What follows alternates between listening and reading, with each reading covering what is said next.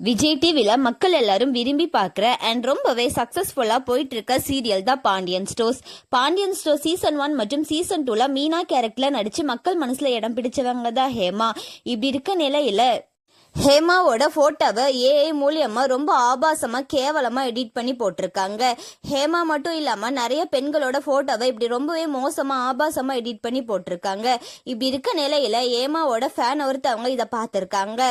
அதை ஹேமாக்கு ஷேர் பண்ணி அந்த ஐடியையும் ஷேர் பண்ணி இந்த மாதிரி நீங்க கம்ப்ளைண்ட் பண்ணுங்க, நடவடிக்கை ஏதாவது எடுங்க அப்படின்னு சொல்லி போட்டிருக்காங்க. அதுக்கு ஹேமா பதில் சொல்லியிருக்காங்க.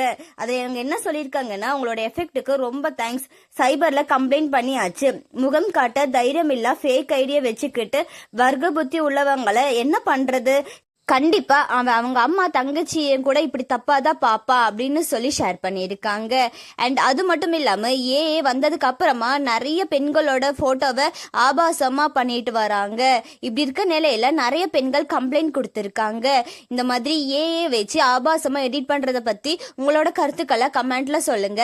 அண்ட் இதை பத்தி என்ன நினைக்கிறீங்க அப்படின்னு சொல்லி கமெண்ட்ல சொல்லுங்க.